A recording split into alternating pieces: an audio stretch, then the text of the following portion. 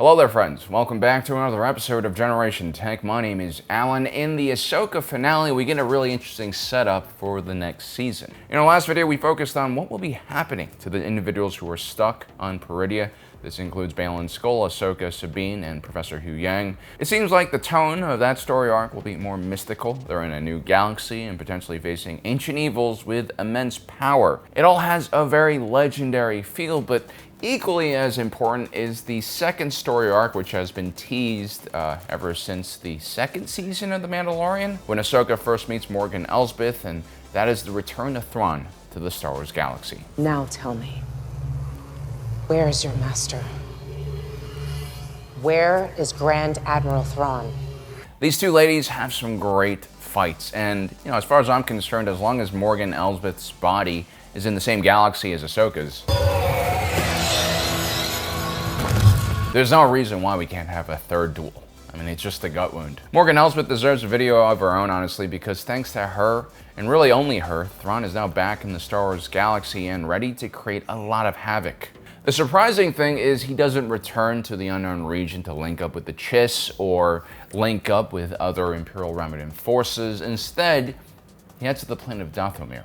You can tell that it's Dathomir by its very red surface. It's a relatively barren planet, but it holds a very important place in galactic history, and it's a planet known for its abundant amount of Force nexuses. Now, before we get to the rest of the video, a quick word from our sponsor for today's video, Saber.com. They have an amazing new deal for the Ahsoka series that'll last until October 8th. If you guys purchase one of their replica sabers, you can get a Padawan saber for free.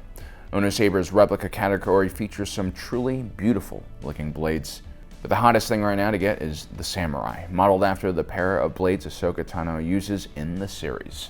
In the main hand, you have a more or less full-size blade, and in the offhand, you have a Shoto blade, which is great for reverse grip in case you want to use it for defensive purposes.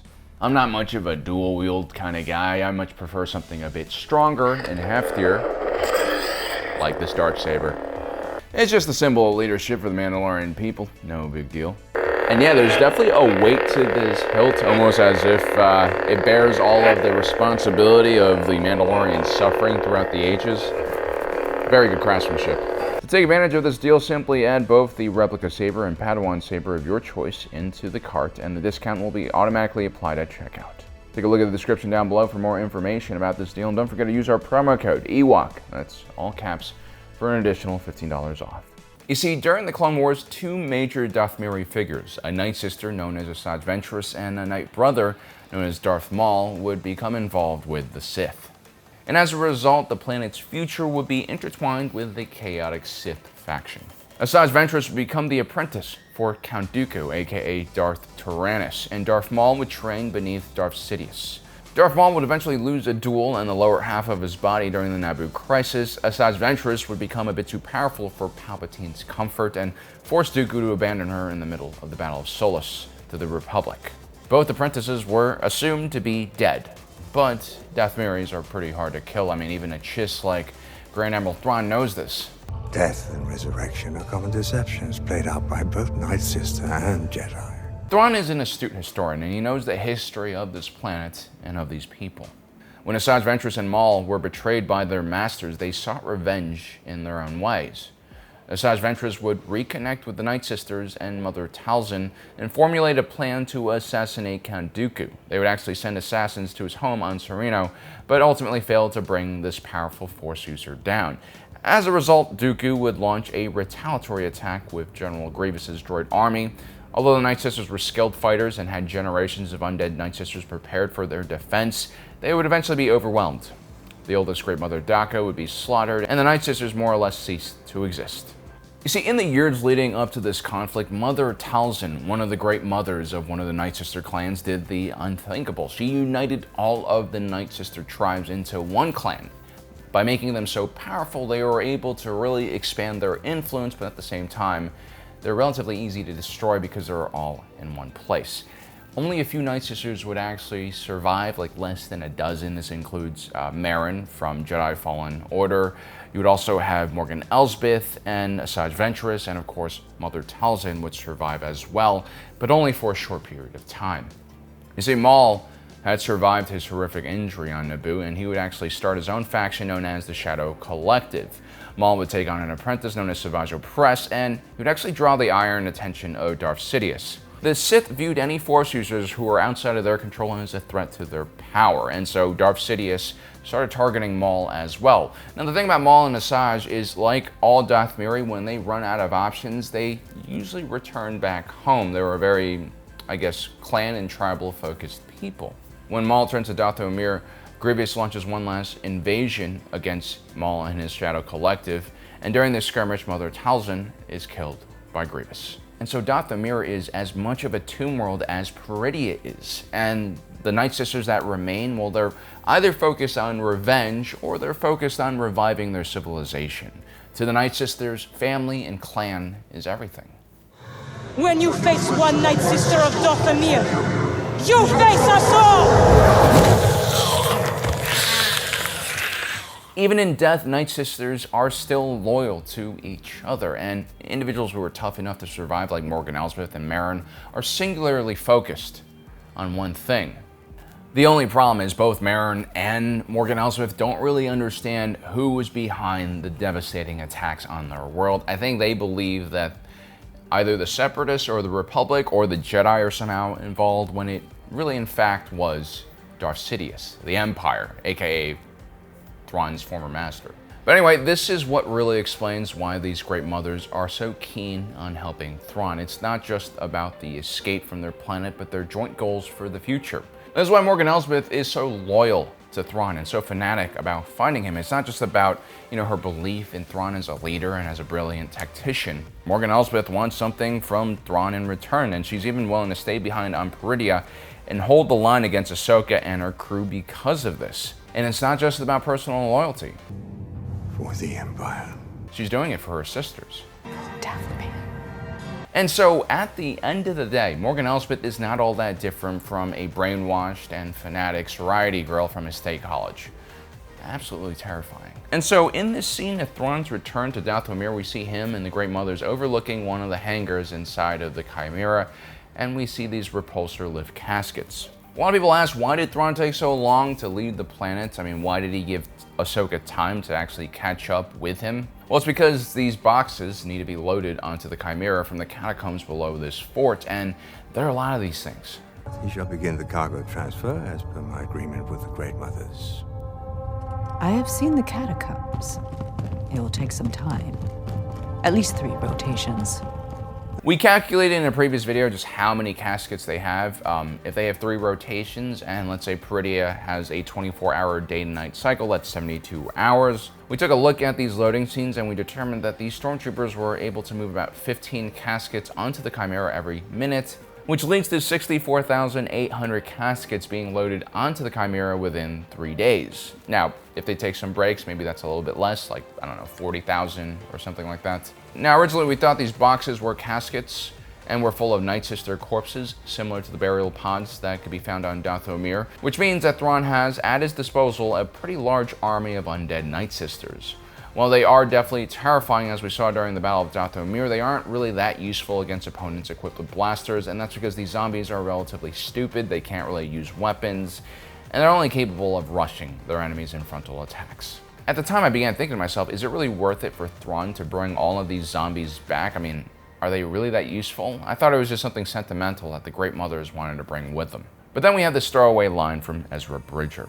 Look, Thrawn found this place. He woke up the witches, rebuilt his starship. You hear that? Thrawn actually woke up these Night Sisters. As in, these Great Mothers were in hibernation. This completely changes my views on these caskets. Perhaps they're not caskets, instead they're hibernation pods. I mean, why else would you put repulsor lifts beneath these things? When you bury someone, usually you don't put repulsor lifts underneath them because you want them to stay in place. You usually put repulsor lifts on things you want to transfer and move around, and you'd want to do that through a stasis pod. And so what the Great Mothers are trying to do here with Thrawn is not just revive a bunch of zombies, but could they be potentially reviving actual Night Sisters who are still living? We're talking about tens of thousands of boxes here. That's enough Night Sisters to repopulate their civilization. And I think this is what makes Morgan Elsbeth's sacrifice and steadfast loyalty make a lot more sense. I mean, Morgan Elsbeth is a pretty formidable and smart individual. She's not going to sacrifice her life to bring back a bunch of zombies. That doesn't restart the Night Sister civilization, but, you know, tens of thousands of actual Night Sisters, that might restart the civilization, and so that's worth her sacrifice. And while this might not be the army that we envisioned Thrawn having, tens of thousands of Night Sisters trained in the magical arts of their people can be a very formidable force. And I think one of the reasons why the Night Sisters of Peridea want to go to Dathomir is that the planet itself has a magical ichor, a type of force energy that can significantly boost a Night Sister's magical potential. Perhaps that magical ichor is needed to revive all these Night Sisters in the boxes. If you take a closer look at these boxes, some of them have a red light, others do not. I mean, there's no telling how long these boxes have been lying around and what state they're in. Now, the revival of a Dathomiri Night Sister civilization might set off alarm bells for some people, but probably not in the New Republic. The New Republic has a lot of domestic issues they're dealing with right now. And I'm sure, like every other galactic government that came before him, the New Republic is just going to ignore the Outer Rim, which is where Dathomir is located. But you know what system is located just a few systems over from Dathomir? It's Mandalore. And on Mandalore, there's a newly re-established Mandalorian faction. And since the Mandalorian and the Ahsoka series are basically in the same Filoni universe, yeah, I think it's very possible that we'll be seeing Mandalorians fight Night Sisters very soon, which will be really interesting. We're talking about more mystical, kind of magic wielders versus just straight up warriors with all these gizmos and explosives. It'll be fun. And that's probably good for the Mandalorians, honestly. If they don't have a direction and let off a little steam, they usually end up fighting each other anyway. So why does Thrawn take this route? Why doesn't he just reconnect with the Imperial Remnant? I mean, his old captain, Pellaeon, is still holding down the fort for him. That strength must not be wasted. The Grand Admiral Thrawn's return will herald in the re-emergence of our military.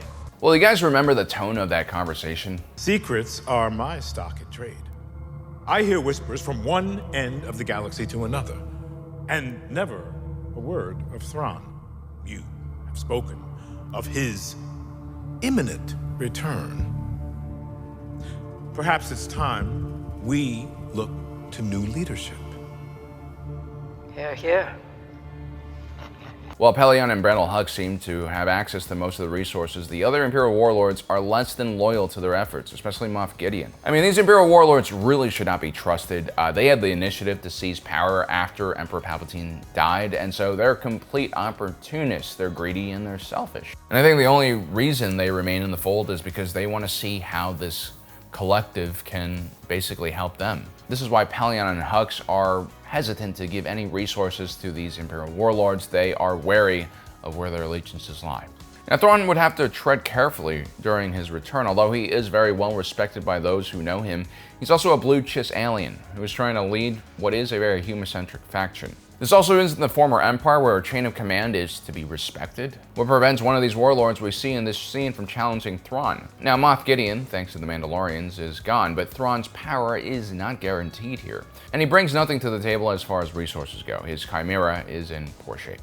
And so only those who appreciate his mind and his strategic abilities are going to follow him here. He has to be very careful. The other thing is Pellaeon is constantly trying to restrain his fellow Imperial warlords because although the Imperial Remnant still has a massive amount of war material, they can't really afford to engage the much larger New Republic defense fleet. But we must be cautious and show no sign of our true strength.